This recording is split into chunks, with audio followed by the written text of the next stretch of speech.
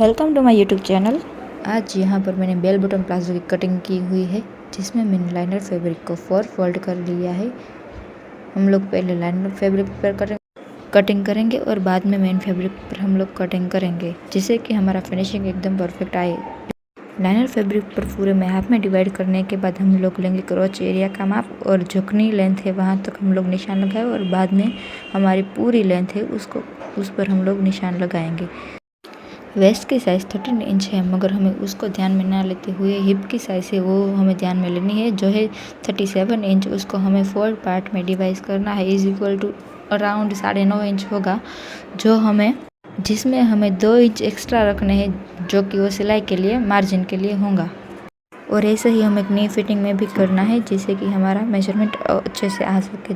सब में 2 inch extra रखेंगे क्योंकि वो मार्जिन के लिए चाहिए ही चाहिए। जो स्क्रोच एरिया का निशान है अराउंड 12 पर लगाया हुआ है।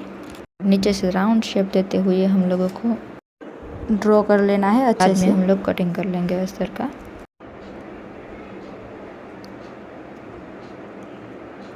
अस्तर कटिंग करने के बाद हम लोग मेन फैब्रिक को ज़मीन पर बिछा लेंगे।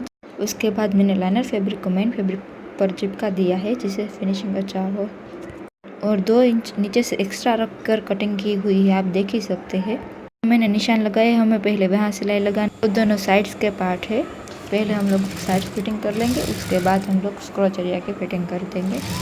पहले यहाँ पर मैं सीधे कपड़े पर स्टिचिंग लगा रही हूँ और उसके बाद हम लोग उसको पलट देंगे, जिससे प्रॉपर फिनिशिंग आ सके। जो एक्स्ट्रा कपड़ा है उसको मैंने कटिंग कर लिया है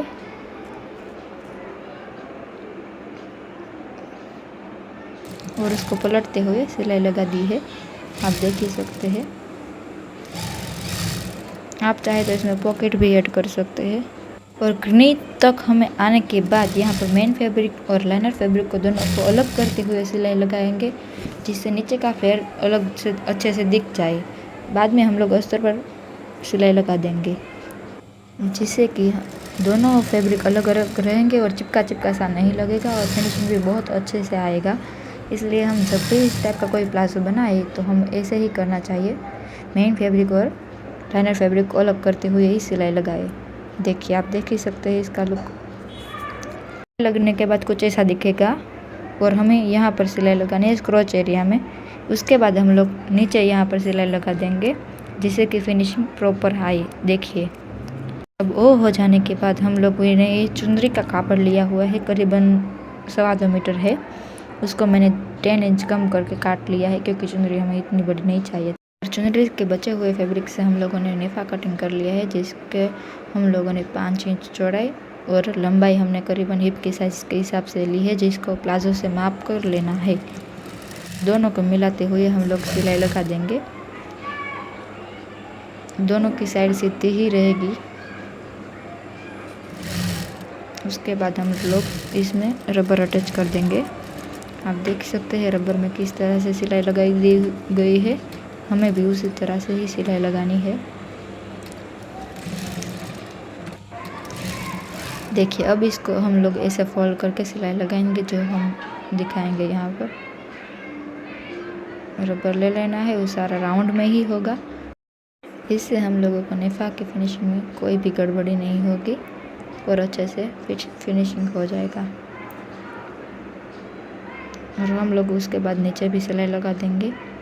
जो मैंने पहले यहाँ पर नेफा को एक सिलाई लगाने के बाद नीचे की सिलाई लगा दी थी, इसलिए आपको दिखा रही हूँ। और इसको अच्छे से इस्त्री करने के बाद ही लगाएंगे, जिससे फिनिशिंग अच्छा आए। और यहाँ पर हम लोग इस तरह से नेफा की फिटिंग कर लेंगे, जिसको मैंने 6 इंच प्लेन रखा था, जिससे हम लोग आगे का पार्ट और पीछे का पार्ट अच्छे से पहचान सके। आप चाहे तो ऐसा कर सकते हैं, नहीं चाहते तो स्किप कर दीजिए, ठीक है।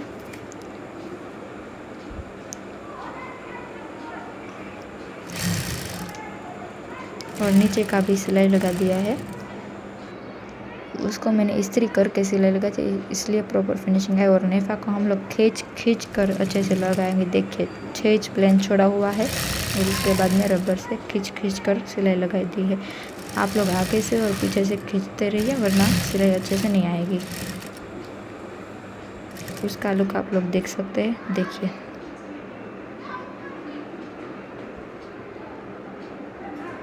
And final look is here.